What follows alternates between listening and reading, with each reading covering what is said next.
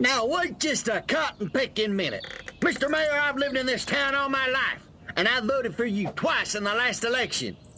Now I'm entitled to a gall-darn answer. If there ain't nothing going on here, how come all my cows is glowing like lightning bugs? What you say to that, whippersnapper? I never understood wind. I know windmills very much. I've studied it better than anybody. I know it's very expensive. They're made in China and Germany mostly. Very few made here, almost none. But they're manufactured tremendous, if you're into this, tremendous fumes, gases. Wait just a second. How in the world does any of that explain the destruction at the fair? So the world is tiny compared to the universe.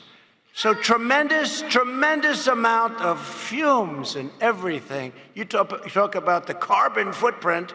Fumes are spewing into the air, right? It's spewing.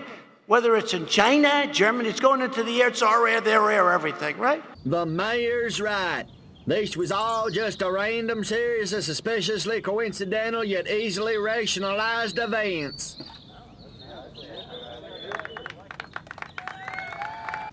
What a bunch of losers. Minds like mud. This planet is easy pickings. I was so excited. You guys have no idea. Destroy All Humans is one of my favorite games from when I was a kid.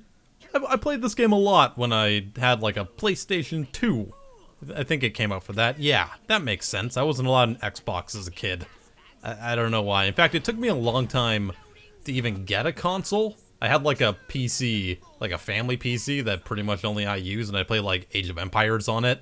I wasn't allowed StarCraft. It was too adult, too explodey and gory and stuff. And then my parents eventually got me one of those like mid-2000s, you know, plug and play things that had like a bunch of 1980s and 90s knockoff arcade games. I think it was like it was either I had a SpongeBob one, and then for Christmas my dad got me like a generalized one, and it sucked.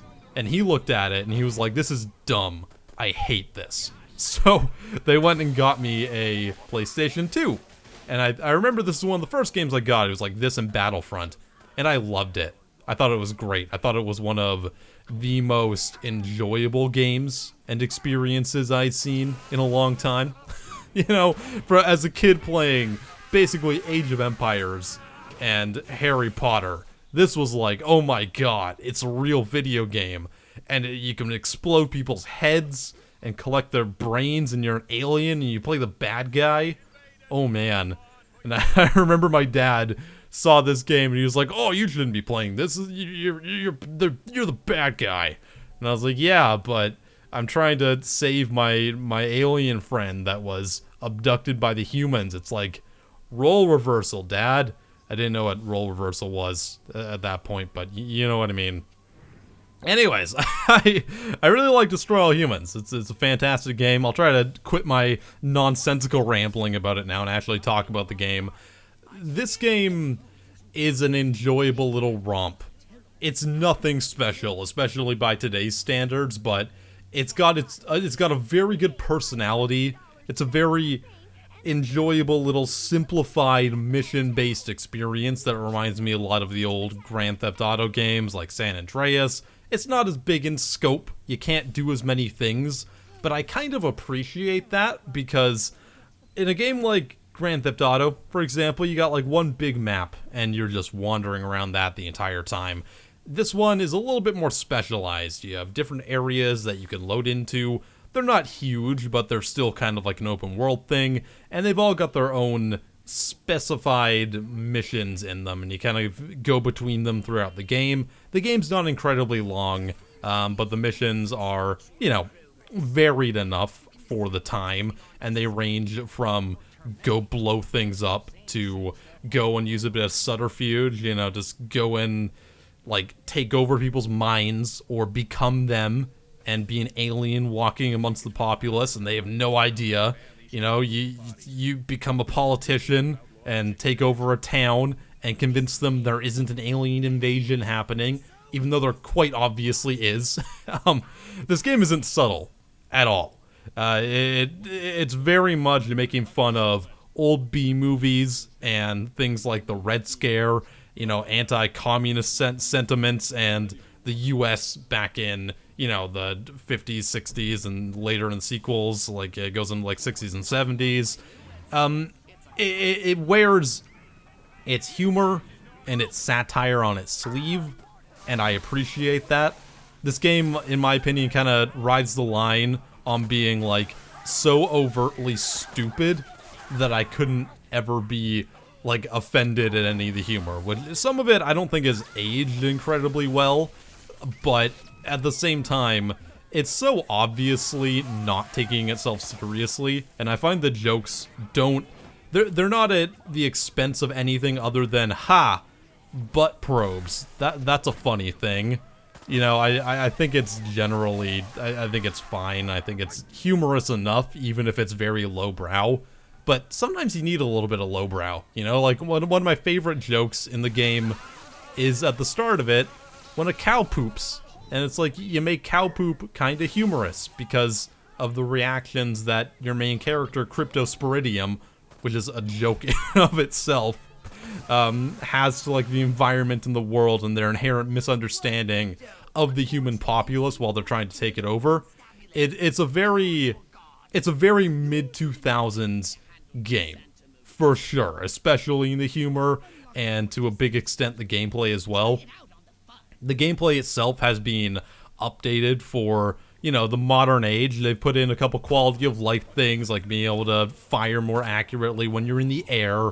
You might not even have been able to like fire when you were using your jetpack in the original. I can't quite remember. But they've made some changes like that. Some changes to how the stealth mechanics work, so it's a little bit less forgiving, and you can't do quite as many things as you could without getting noticed before, which I think is good and makes the gameplay a little bit more tactical and varied. And yeah, just overall, this is very much a remake rather than a remaster, which I really appreciate, because you can see a lot of love that went into not only updating the graphics, but remaking models and making everything look really pretty. And this is a very pretty game. It's very colorful, it looks really good, and it's a nice thing to see as someone who was a fan of the original game. Aside from that, there isn't a whole lot of updates. Like, this is very much a Destroy All Humans 1, and it's gonna feel like you're playing a 2005 game. You know, you only have a few weapons. They're fun. I mean, you get the zap-o-matic, you get to electrify a bunch of people. You get to disintegrate people and fly around in your saucer. I mean, it's fun for a while, and it doesn't wear out its welcome, because this game isn't very long. You can beat the entire game in like a matter of hours, and then a lot of it, like the replayability, comes from going and getting collectibles and just doing stupid things in the open world versions of the map where you can just go around and, you know, cause havoc however you want to. I will say that some of the mechanics haven't aged incredibly well, even with some minor updates. The saucer mechanics particularly, they just feel very basic and arcadey, and I never enjoyed them as much as I did just running around as Crypto on the ground. Just because there isn't as much variety, it's very much like you're on one specific plane and you're just floating around and using your laser beam to blow things up. It's not quite as enjoyable. Thankfully, there's very few times that you are forced to use it during the campaign, and when you do, it's usually used to break up the monotony of being on the ground itself, and it doesn't generally last that long. Like, the missions themselves, they don't last very long at all. And that's probably good. If you increase the mission duration too much, you would be doing way too many of the same things, and it would get very boring very fast. Not to say that it isn't kind of boring and repetitive, because this is a smaller budget game from the mid-2000s, so that was generally a thing that happened. Open world games were very much in their fledgling state. So if you're looking for like a very in-depth game experience and you haven't played this game before, you're probably not going to get that. I think that if you're interested in this game as a concept and you want to go in to get some, you know, some humorous, lowbrow, don't think about it too much jokes, I think you'll probably find that here. If you want to just run around as an alien, you know, and get your little Invader Zim style comedy, this is probably going to be the game for you. So yeah, I don't know. I enjoy it. I mean, this is like this is a nice little throwback video game for me. I feel like most of the people that are interested in this game probably played the original and are just happy to see something that they probably never thought would make a comeback, because this game notoriously has some terrible sequels. Like, I think number 2 was good. I only played it very briefly, and then I remember I got one of the ones for Wii. It was like Big Willy Unleashed or something, and it was like, I played it for about 20 minutes. It was the most garbage video game I've ever experienced in my life, even in comparison to the first one. Like, the downgrades were so insane that I just got rid of it. I think it was the game that convinced me to sell my Wii, which might sound like a lot of like blasphemy to a lot of people, but I did not enjoy a lot of the games that I got on that console, and that was because I didn't really appreciate them, and they were like $70, $80 Canadian, so you get this game, it would be crap, and then you're like, well, I just spent my last 2.5 months allowance on this, I hate it. And that was around the time where I started being a little bit more critical of games and actually understanding if they were good or bad. So, I don't know. For the most part, the game runs pretty well too. I'm not a huge fan of the PC ported controls because I don't think this game was ever out on PC before this release. They work fine, and the game itself runs beautifully. There's no real optimization issues or anything. And the frame rate is steady, which is to be expected from an old game, but you never know. So it's always good to see, especially with a port. You don't know what weird stuff is going to go on, which I think is another really strong reason why they remade the game rather than just did their little remaster, because a game that wasn't originally made for PC, especially back in that day, porting it over, even with today's hardware, could actually cause even more problems, really. So just the fact that they took the extra time to make sure it runs properly on newer hardware and has like a nice graphical update, new assets, and just everything it works nicely. And that's very much appreciated. That being said, I do recommend playing this game with a controller, which isn't my first thing to recommend whenever I'm like playing a PC game. I think it's fine in this one. It's not super, you don't need to be accurate and stuff, you know, you don't need to have like Twitch shooting mechanics. Most of the stuff either has auto aim or, you know, it arcs, like your zap-o-matic arcs over to other enemies and stuff, so you can do it fine. And anyone that played the game like previously is going to be used to those controls anyway, so you'll jump right back into it, so I think it's okay. There's a couple things that I noticed in the game, especially with the cutscenes, oddly enough, and respawning.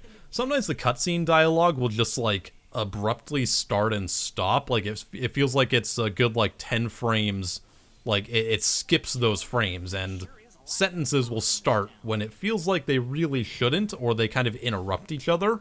And a couple times if I like die or fail in a mission, when I respawn back in, it does that Fallout 4 bug where the enemies are already dead and don't respawn, even though it should be loading you back to a previous point in the game. You'll like load back in and see like already dead characters on the ground from the last load. It's very odd. I don't know exactly how that happened. It's not a huge issue because things respawn pretty regularly in the game anyways, but it can cause problems if like you spawn from dying and then you're right next to an enemy already. That can be a bit of an issue, obviously, or if like they see dead NPCs on the ground and then they get alerted and you're like, well, this isn't my fault. Game, you didn't get rid of them like you were supposed to. So, you know, I don't know. Just like in this year, this is a very welcome surprise, and I'm very happy that it seems to be handled with a good degree of respect by, you know, people that obviously enjoyed the original game, maybe even worked on it. I have no idea, like, who exactly was involved in remaking it, but it seems like there was a lot of love and effort put into this. They didn't want to, like, reinvent the wheel, but they wanted to update it and bring it to an audience that maybe didn't play it beforehand, or, you know, and they want to, at the same time, impress the people that did play it and make it a worthwhile experience to jump back into and make it not feel super dated, you know, because people will go in with, like, rose colored, rose-tinted. I don't know what the proper term for that is. They'll go into an old game with all these memories, and they'll play it, and it's like, not as great as it used to be. But, you know, when you do a remake like this, you can iron out some of those kinks. Not all of them, because there's some things that are inherently ingrained in how the game, like, functions and the original intention and just what technology was at that point. But it really helps when a developer goes the extra mile to really update something to a current gen iteration. It makes it a lot more palatable when you go back to it. One thing I really would have liked to see, I think, though, is something like what was in the Halo Master Chief Collection. If you had like an option to go back and redo the entire game with the old graphics, for example. Like if you had like a toggleable function between the two, or just two different playable versions of the game. I don't know if that was even feasible during the development process, but that would have been something neat. I like seeing that in games so I can see what the differences were, and I can kind of like give that nostalgic part of my brain just a little tickle. A nice little tickle every now and then. So yeah, aside from some jokes and some bits of the game that haven't really aged particularly well, I would recommend this one, even if you haven't played it before. Maybe not for the full price. If it's like a new experience, wait till it goes on sale for cheap for like $10. It's probably worth it then. If you were like a big fan of the original, this is probably a no-brainer. You probably saw the review saying it's not terrible, so you went ahead and picked it up. And I'd sympathize with that, and I agree with that. It's not terrible. Go pick it up if you want to. I don't know, there's not a whole lot to say, because I feel like the game is so simple yet enjoyable. Just by seeing the gameplay, you're gonna decide if it's something that you want to play or not. Like, it's definitely not, it's gonna be a polarizing game. Some people are gonna be like, this doesn't have the depth that I want out of a video game, and others are gonna be like, this is fine for, you know, a half hour every now and then to play. And sometimes that's totally okay. Not everything needs to be a 10 out of 10. Sometimes things just need to be enjoyable for what they are. So yeah, Destroy All Humans is good. I like it. It's not something that I ever expected to play again, but I'm glad it's back. I just want you to take